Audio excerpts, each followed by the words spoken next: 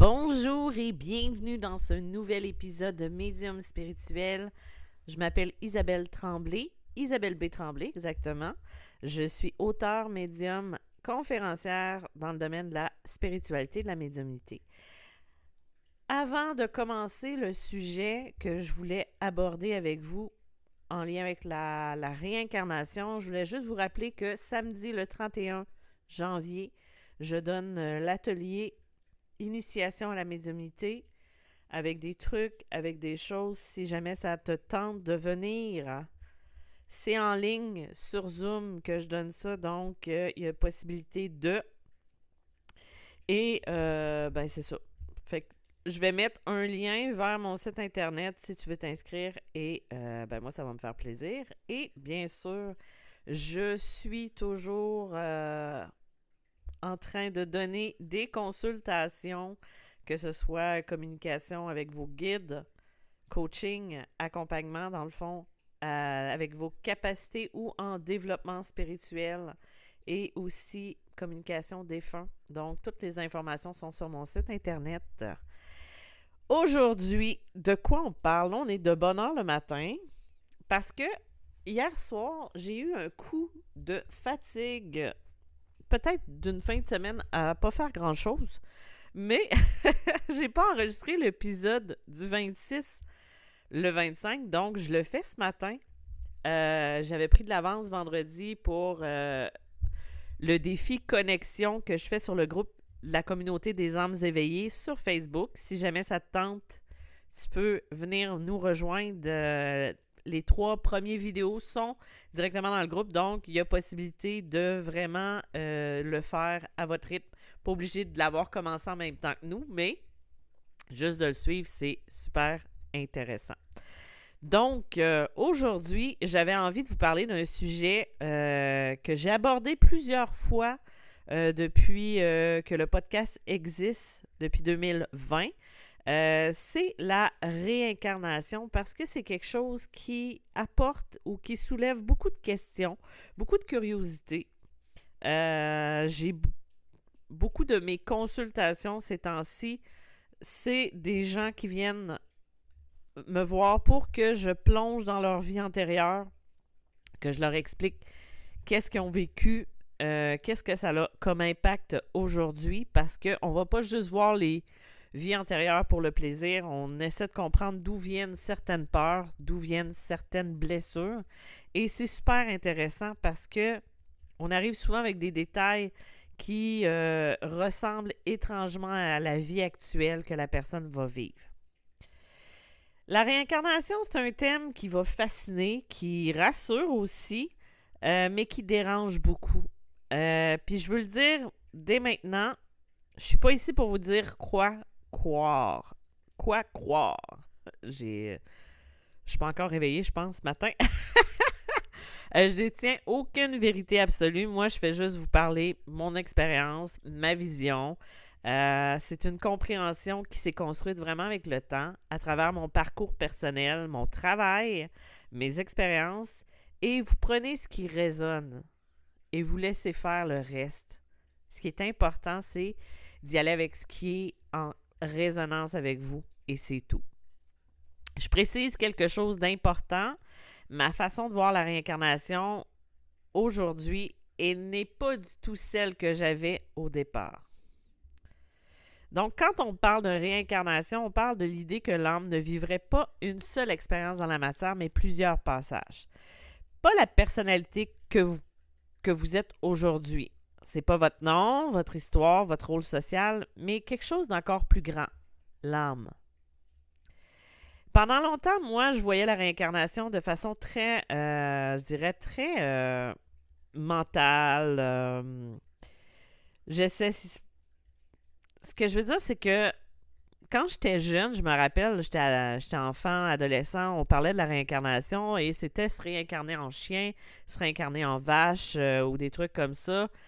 Et là, je ris aujourd'hui en disant ça, mais c'était beaucoup ce qu'on attendait ou ce qu'on entendait en lien avec la réincarnation. Et j'ai été élevée dans la religion catholique, mais mes parents n'étaient pas pratiquants. Donc, moi, j'allais à l'école Et c'est là que j'ai eu mes petites bases en catéchèse pour les gens qui sont québécois. Vous allez comprendre ben, de mon époque aussi, parce que ça a été enlevé des écoles, tout ce qui est religion, mais à l'époque, on avait des cours de catéchèse, on faisait les trucs pour la confirmation et tout ça. Et ce qu'on apprenait aussi, c'est que c'était pas la réincarnation qui existait, mais la résurrection. Et je me rappelle que petite, j'avais une amie qui m'avait dit que sa mère voulait pas se faire, voyons, quand on parle j'ai un blanc. Tu sais, au lieu d'être enterrée, elle voulait pas se faire incinérer. Excusez-moi. Je voulais pas dire l'autre mot parce que je me disais ça se dit pas. Donc, elle voulait pas se faire incinérer parce qu'elle disait qu'elle ne pourrait pas revenir au moment du jugement dernier, je pense, ou en tout cas lors de la résurrection et tout ça. Et moi, dans ma tête de petite fille, parce que moi, je faisais de l'angoisse quand j'étais jeune. Pour vous donner une idée, là, je pouvais passer des heures avant de m'endormir, j'avais 8, 10 ans, à réfléchir sur la vie, au sens de la vie. J'en faisais vraiment de l'angoisse parce que je comprenais pas comment ça fonctionnait. Et là, j'essayais d'analyser tout ça. Donc, mon amie m'avait dit que sa mère ne voulait pas se faire incinérer parce qu'elle avait peur de ne pas pouvoir revenir lors de la résurrection. Et moi, en petite fille de 10 ans, de 12 ans, je ne sais plus à quel âge j'avais à cette époque-là, mais je me rappelle que je lui avais dit, mais j'ai dit, de toute façon, si elle se fait enterrer, elle ne reviendra pas en un seul morceau, parce que le corps va se décomposer. Ça, c'est ma logique de cette époque-là. Et mon amie, elle avait dit, ouais, elle dit, c'est vrai, hein? Puis là, j'ai dit, ben, ça marche pas. Et là, moi, j'essayais de comprendre comment la résurrection pouvait fonctionner et tout ça. Donc, c'est là que j'ai commencé à me demander au niveau de la réincarnation. Sauf que tout ce qu'on entendait à l'époque, et c'était pas encore aussi ouvert que maintenant, c'était que la réincarnation, ben en fait, c'était dans un nouveau corps, c'était l'âme qui choisissait un nouveau véhicule. Mais ça a pris du temps. Et je pense que j'avais été voir une voyante il y a plusieurs années. J'en parle dans mon livre Médium malgré moi. Et elle m'avait dit des choses en lien avec mes vies antérieures qui ne résonnaient pas avec moi. Parce que je me rappelle, elle m'avait dit que j'avais été un prof de mathématiques et j'y avais répondu. Et ça doit s'être perdu parce que je suis extrêmement nulle en mathématiques. Et oui, effectivement, c'est vrai et tout ça. Et c'était... Et je comprenais pas plein de choses qu'elle m'avait dit. Puis après ça, j'avais été voir une vraie médium. Ben, pas que c'était pas une médium, la première, mais elle était plus orientée vers le tirage de cartes et la clairvoyance. L'autre, c'était vraiment un canal. Donc, elle m'avait dit mes vies antérieures, elle en avait dit quelques-unes qui résonnaient beaucoup avec ce que j'avais vécu et qui j'étais et les souvenirs que j'avais. Parce que mes souvenirs à moi, je les ai rapportés et fermés quand je me suis réincarnée dans cette vie-ci. Ce qui fait que les souvenirs que j'avais quand j'étais jeune, c'était des souvenirs de petite fille que la petite fille ne doit pas avoir, si vous comprenez ce que je veux dire. J'ai pris un petit 2 minutes pour être sûr que j'enregistrais toujours le podcast pendant que je vous parle. Mais c'est sûr qu'avec le temps, j'ai compris que ce qui traverse les vies, c'est pas nécessairement les souvenirs clairs, parce que moi, j'ai été une exception et je connais des gens qui sont revenus avec des souvenirs très, très clairs, comme si c'était vrai encore aujourd'hui. Mais c'est surtout des sensations, des élans et aussi des mémoires émotionnelles, des choses qu'on se rappelle mais qu'on ne comprend pas pourquoi. La réincarnation, c'est pas se souvenir de qui on a été nécessairement. C'est vraiment de ressentir ce qui demande encore à être vécu, compris ou transformé. Mais ça sert à quoi de revenir dans cette vie-ci avec des mémoires ou avec des choses qui ne sont pas réglées? Pourquoi choisir la densité, les émotions, les relations compliquées, la perte, les deuils, parfois même la souffrance? Dans cette vision-là, ben en fait, l'âme, elle ne revient pas pour être punie. Et ça, il faut être clair.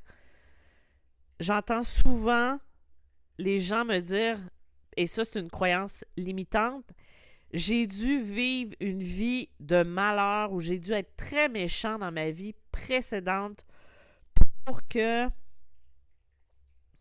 je vive cette vie-ci. J'ai l'impression d'être puni pour des choix que j'ai faits antérieurement ou des choses que j'ai faites antérieurement. On ne revient pas pour être puni. Ça a été traité, ça a été enlevé. On revient vraiment pour expérimenter. Pas apprendre avec la tête, mais comprendre à travers le vécu, les relations, les émotions. L'âme, elle a besoin pas juste de théorie, elle a besoin de pratique. Donc, c'est comme si l'école, c'était la vie. Et c'était ici qu'on venait chercher nos enseignements. Ça, c'est une compréhension qui m'a beaucoup aidée personnellement quand est venue les expériences difficiles. J'ai arrêté de voir les épreuves comme des fautes ou des erreurs, mais vraiment comme des expériences humaines qui sont souvent, très souvent imparfaites, parfois très douloureuses, mais qui sont réelles. Ça ne veut pas dire de tout accepter.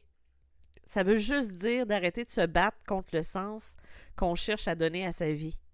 Et ça fait toute la différence. Ah, le karma. Le karma, c'est probablement un des concepts qui est le plus mal compris.